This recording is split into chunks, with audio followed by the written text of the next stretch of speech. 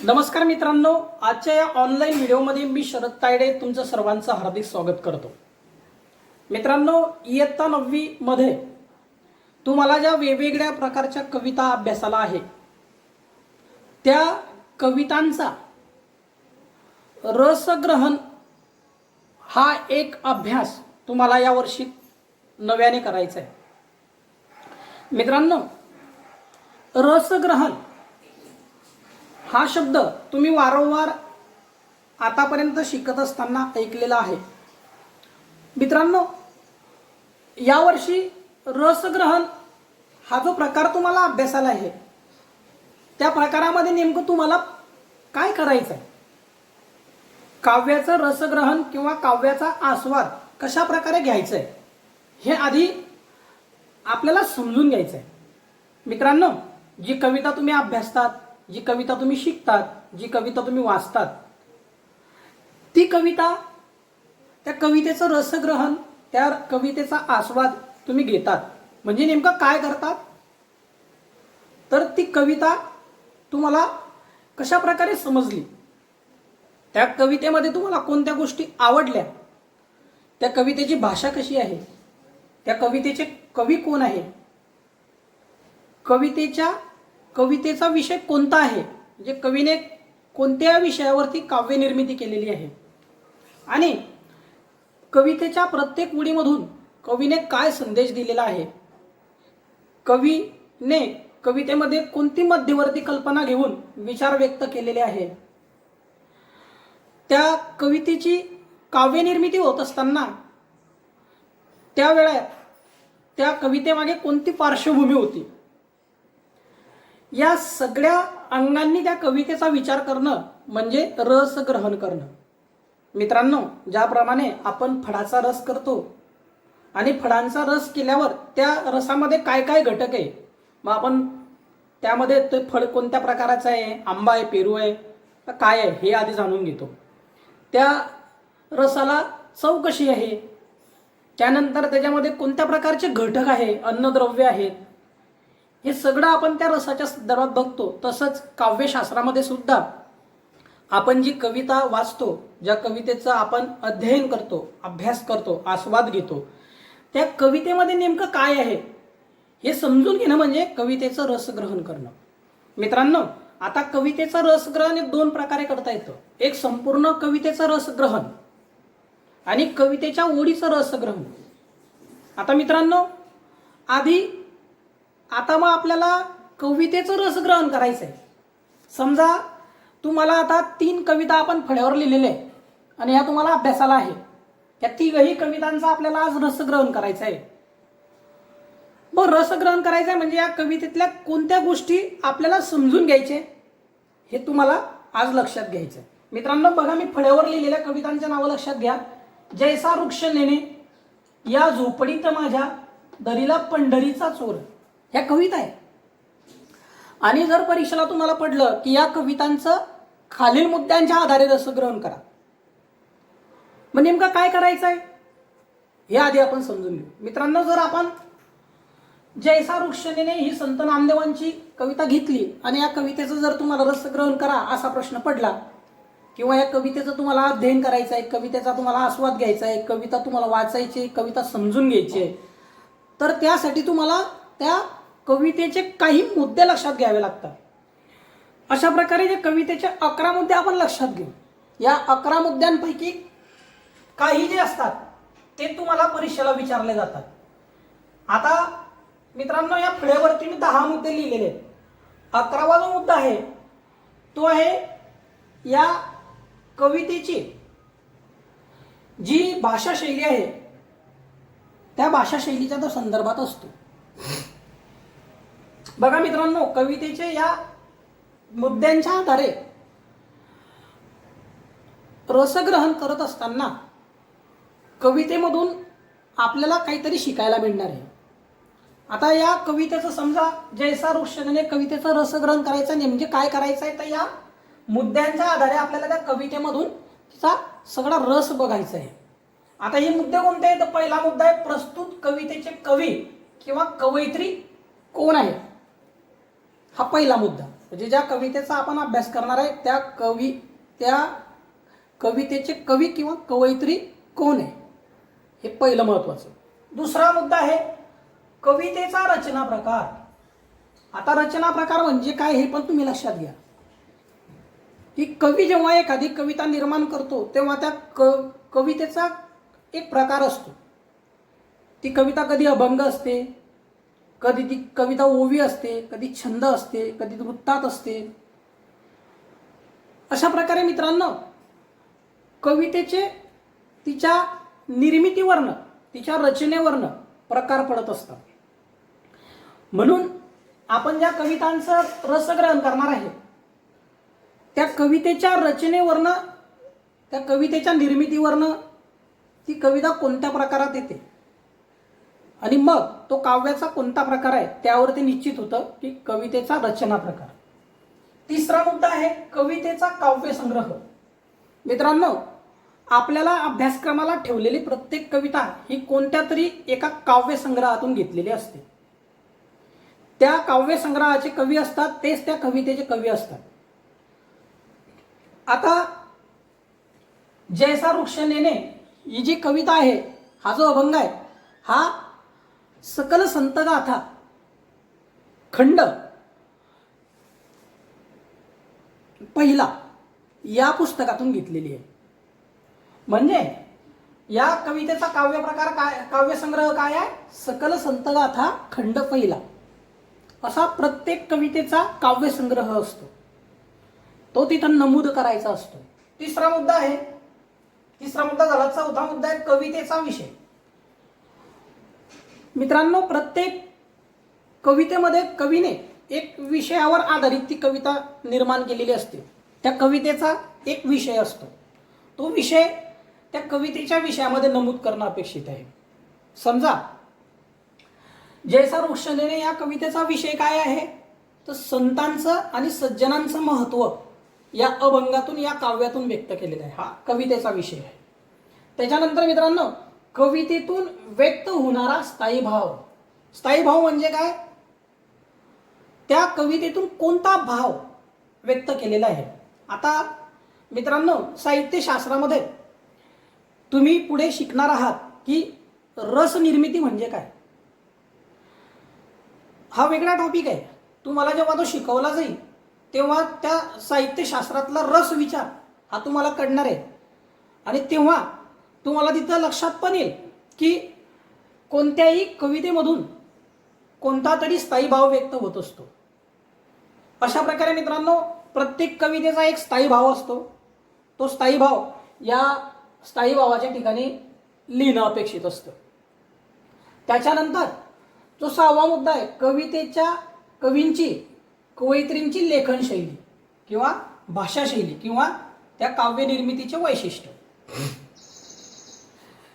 कोणती कोणती कविता कवी जेव्हा निर्माण करतात तेव्हा त्याच्यात जे शब्द असतात, त्या शब्दांची जी रचना असते, ती जी भाषा असते, त्या भाषेवरती त्या कवितेची लेखनाची वैशिष्ट्य ठरलेली असतात. काही काही कवी यमक साधून काव्य निर्मिती करतात. जसं संत तुकाराम महाराज एका काव्यामध्ये म्हणतात, जे का रंजले गांजले त्यासी म्हणे जो आपुले, तोच साधू ओळखावा देव तेथीच जाणावा. या याच्यामध्ये शब्दांची रचना सारखी आहे. त्याच्यानंतर बहिणाबाई चौधरी, अरे खोप्यामध्ये खोपा सुगरणीचा चांगला, देखा पिलासाठी तिने खोपा झाडाले टांगला, यमक साधतात. म्हणजे या काव्याचे वैशिष्ट्य काय आहे, यमक अलंकाराचा वापर केलेला आहे. त्याच्यानंतर समर्थ रामदासांचं जर काव्य असलं, मनाचे श्लोक घेतले, तर त्या मनाच्या श्लोकांमध्ये अष्टाक्षरी म्हणजे 8 अक्षरांचा वापर करून काव्य निर्मिती केलेली आहे, म्हणून त्याला अष्टाक्षरी काव्य निर्मिती असं सुद्धा आपण म्हणू शकतो. म्हणजे मित्रांनो ती कविता लिहिताना, कविता निर्माण करताना कवीने कशा प्रकारची भाषा वापरली, त्या कवीमध्ये कशा प्रकारचे अलंकार वापरले आणि त्या छोट्या छोट्या वाक्यांमधून कसा मोठा मोठा अर्थबोध, महान असं तत्वज्ञान जीवनाचं सांगण्याचा प्रयत्न केलेला आहे, हे त्या काव्याच्या लेखनावरती त्याचे लेखनाचे वैशिष्ट्य असतं. मित्रांनो हे झालं लेखन वैशिष्ट्य. कवितेची मध्यवर्ती कल्पना. प्रत्येक कवीला आपल्या काव्यामधून काहीतरी संदेश द्यायचा असतो. तो त्या काव्याची मध्यवर्ती कल्पना असते. समजा एखाद्या कवीने निसर्गावरती कविता केली तर त्या कवितेची मध्यवर्ती कल्पना निसर्ग असेल. बालकवींचं काव्य हे निसर्ग काव्य आहे. एखाद्या कवितेमध्ये कवीला भ्रष्टाचारावरती भाष्य करायचं असेल तर भ्रष्टाचार ही त्याची मध्यवर्ती कल्पना असते. एखाद्या कवीने जर राष्ट्रभक्तीवर आधारित काव्य निर्मिती केली तर त्याची मध्यवर्ती कल्पना ही राष्ट्रभक्ती असते. अशा प्रकारे मित्रांनो प्रत्येक कवितेची एक मध्यवर्ती कल्पना घेऊन कवीने काव्य निर्मिती केलेली असते आणि त्या माध्यमातून त्या कवितेची मध्यवर्ती कल्पना काय आहे हे समजणं म्हणजे रसग्रहणाचा एक मुद्दा आपल्याला समजणं असा प्रकार होतो. त्याच्यानंतर पुढचा जो मुद्दा आहे कवितेतून व्यक्त होणारा विचार, ही कल्पना झाली. आता कवितेमधून कवीने वेगवेगळे विचार मांडलेले असतात. म्हणजे काय करावं काय करू नये हे कवी त्यांच्या काव्याच्या माध्यमातून सुचवण्याचा प्रयत्न करतात. काहीतरी विचारात्मक वैचारिक तत्वज्ञान आपल्या काव्याच्या माध्यमातून ते मांडत असतात. मित्रांनो अशा प्रकारे प्रत्येक कवितेच्या काव्याच्या ओळीमध्ये काहीतरी विचार असतो. तो विचार म्हणजेच त्या कवितेतून व्यक्त होणारा विचार होय. काहीतरी कवीला सांगायचं असतं, काहीतरी विचार समाजापर्यंत वाचकापर्यंत पोहोचवायचा असतो. काव्य निर्मिती करत असताना त्या काव्य निर्मितीचा मूळ हेतूच काय असतो की कवीला ते विचार जनतेपर्यंत पोहोचवायचे असतात.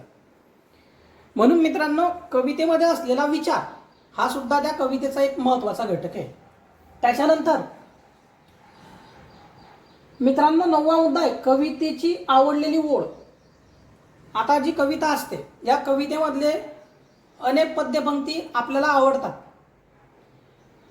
त्यातल्या त्यात त्या कवितेतली एखादी ओळ आपल्याला खूप आवडते. मित्रांनो पूर्ण कविता आवडणं आणि त्या कवितेमधली अजून एखादी ओळ आवडणं किंवा पूर्ण कविता आवडणं हा सुद्धा एक त्यातला महत्त्वाचा भाग आहे. मग त्याच्यामध्ये रसग्रहणामध्ये कवितेमधील कोणती ओळ तुम्हाला आवडली हे पण महत्त्वाचं आहे. ती ओळ तुम्हाला का आवडली हे तुम्हाला 10व्या मुद्द्यामध्ये लिहायचं आहे. किंवा का आवडली नाही, कधी कधी असंही होतं की कवितेची एखादी ओळ आवडत नाही, मग न आवडलेली ओळ आणि ती ओळ न आवडण्याचे कारण सुद्धा आपल्याला स्पष्टपणे सांगता आले पाहिजे की मला का आवडली नाही. म्हणजे आपल्याला आवडण्याच्या आणि न आवडण्याच्या मागचे ज्या आपल्याला कारण असतात ते सांगता आले पाहिजे. त्याला रसग्रहण असं म्हणतात. मित्रांनो हे झालं या 10 मुद्द्यांच्या आधारे कवितेचं रसग्रहण. मित्रांनो आता कवितेचं रसग्रहण करत असताना कवितेतल्या काही ओळींचं सुद्धा रसग्रहण करावं लागतं. किंवा काही वेळा असं असतं की एखाद्या कवितेचा ओळीतील अर्थ स्पष्ट करायचा असतो.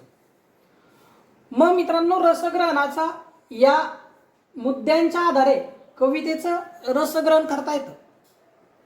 पण आता याच कवितेतल्या समजा जैसा ऋष्यदेने या कवितेतल्या एका ओळीचं रसग्रहण आपल्याला करायचं आहे तर त्यासाठी 3 मुद्द्यांमधून त्या ओळीचं रसग्रहण करावं लागतं.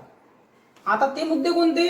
काव्यपंक्तीचे रसग्रहण करा किंवा एखाद्या काव्यपंक्तीतून कोणता अर्थ सांगितलेला आहे त्याचं रसग्रहण करा.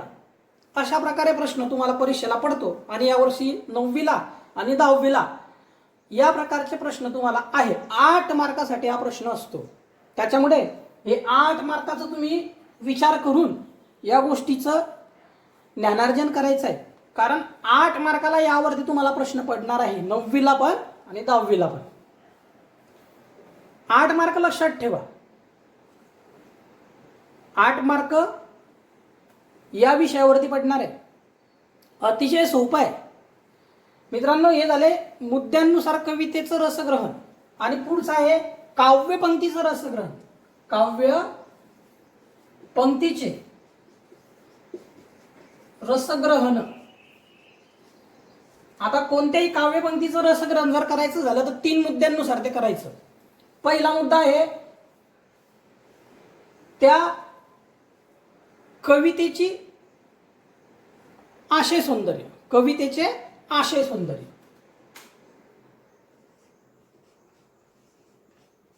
आशय सौंदर्य. दुसरा मुद्दा आहे काव्य सौंदर्य. काव्य सौंदर्य. आणि तिसरा मुद्दा आहे भाषा सौंदर्य.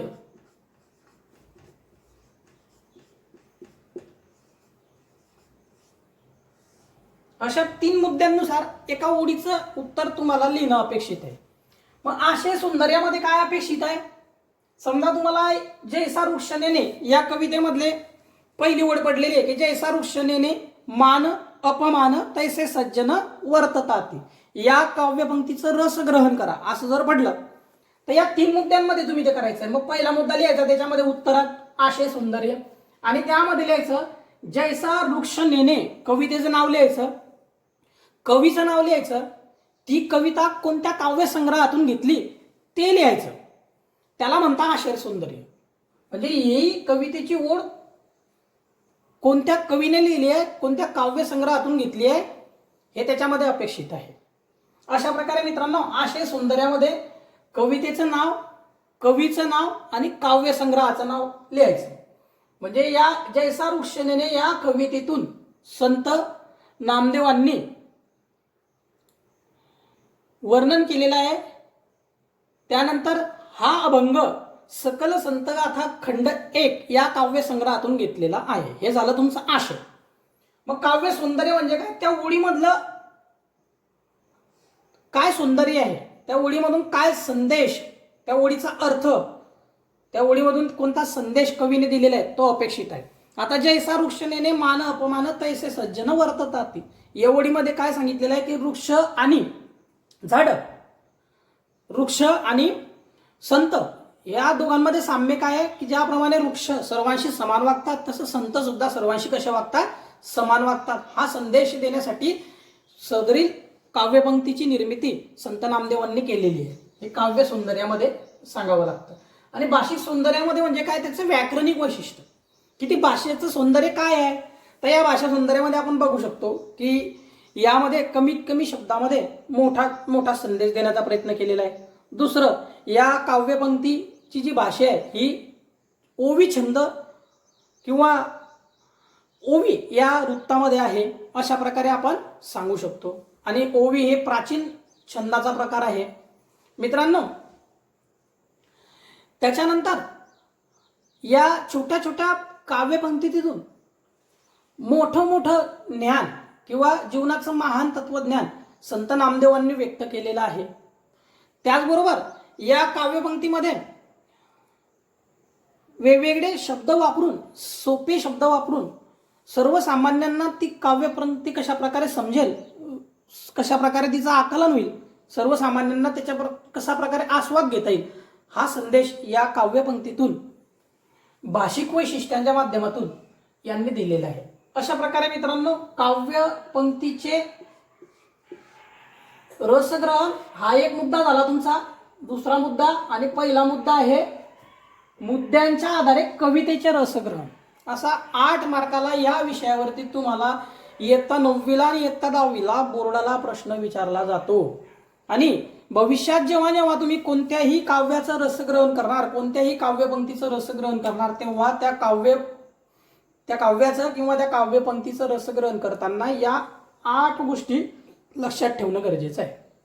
10 गोष्टी लक्षात ठेवणं गरजेचं आहे मित्रांनो. या 10 गोष्टीची नोंद तुम्हाला करणं गरजेचं आहे. तुम्हाला लगेच सांगता आलं पाहिजे की कोणतीही कविता म्हटली, अरे खोप्यामध्ये खोपा कोणाची आहे, संत बहिणाबाईंची. कोणत्या काव्य संग्रहातून घेतलेली आहे, बहिणाबाईची गाणी, असं लगेच सांगता आलं पाहिजे. उदाहरणार्थ, या नभाने या भुईला दान द्यावे, या मातीतून नवे चैतन्य गावे. कोणाची कविता आहे, नादमानोरांची. कोणत्या काव्य संग्रहातून घेतलेली आहे, रानातल्या कविता या काव्य संग्रहातून घेतलेली आहे. त्याच्यानंतर अनेक उदाहरणं आपण घेऊ शकतो. आपण आधी घेतलं होतं संत नामदेव तुकारामांचं की जे का रंजले गांजले ते असे म्हणे जो आपुले, काव्यपंक्तीचं काव्य सौंदर्य. तर याच्यामध्ये ही काव्यपंक्ती कोणाची आहे, संत तुकारामांची. कोणत्या पुस्तकातून घेतली आहे, तुकारामाची गाथा याच्यामधून घेतलेली आहे. अशा प्रकारे त्या काव्यपंक्तीचं आपल्याला या मुद्द्यांच्या आधारे रसग्रहण करायचं असतं. कोणतीही काव्यपंक्ती राहो किंवा कोणताही काव्याचा प्रकार असो, त्या काव्याचं जर तुम्हाला त्या कवितेचं रसग्रहण करायचं असेल तर रसग्रहणासाठी हे 10 मुद्दे अपेक्षित आहे. यावर्षी हे 10 मुद्दे निश्चित केलेले आहे. मित्रांनो, अशा प्रकारे काव्याचं कवितेचं रसग्रहण करण्यासाठी हे 10 मुद्दे असतात. यातले काही मुद्दे तुम्हाला परीक्षेला पडतात. आणि कवितेच्या ओळीचं रसग्रहण करायचं असेल तर या 3 मुद्द्यांनुसार ते करावं लागतं. हे तुम्ही लक्षात घेतलं पाहिजे. अशा प्रकारे मित्रांनो, रसग्रहण तुम्हाला परीक्षेला असलेल्या किंवा पाठ्यपुस्तकात असलेल्या प्रत्येक कवितेचं करावं लागणार आहे. परीक्षेला तुम्हाला 3 कविता विचारल्या जातील. त्या 3 पैकी कोणत्याही एका कवितेचं खालील मुद्द्यांच्या आधारे रसग्रहण करा असा प्रश्न पडेल. मग ज्या कवितेचं तुमचं चांगलं रसग्रहण झालेलं आहे, जी कविता तुम्हाला चांगली समजलेली आहे, ती कविता तुम्ही निवडायची आणि या मुद्द्यांच्या आधारे तिचं रसग्रहण करायचं. त्याच्यानंतर दुसऱ्या भागामध्ये तुम्हाला कवितेच्या ओळीचं रसग्रहण करा, या 3 मुद्द्यांच्या आधारे ते करावं लागणार आहे. अशा प्रकारे 8 मार्काला इयत्ता 9वीला आणि इयत्ता 10वीला हा रसग्रहणाचा काव्य आस्वादाचा प्रकार तुम्हाला अभ्यासक्रमाला ठेवण्यात आलेला आहे. म्हणून या सगळ्या मुद्द्यांच्या अनुषंगाने तुम्ही काव्याचं रसग्रहण करावं, जेणेकरून तुमच्या भाषिक क्षमता वाढतील. तुम्हाला एखाद्या काव्याचं रसग्रहण आकलन करणं सोपं होईल. म्हणून हे मुद्दे तुम्ही लक्षात ठेवा आणि काव्यपंक्तीसाठी हे मुद्दे तुम्ही लक्षात ठेवा. अशा प्रकारे मित्रांनो, रसग्रहणामधून तुम्हाला वेगवेगळ्या प्रकारे कोणत्याही काव्याचं रसग्रहण करता येईल. आता पुढच्या व्हिडिओमध्ये आपण नवीन विषयाला सुरुवात करू.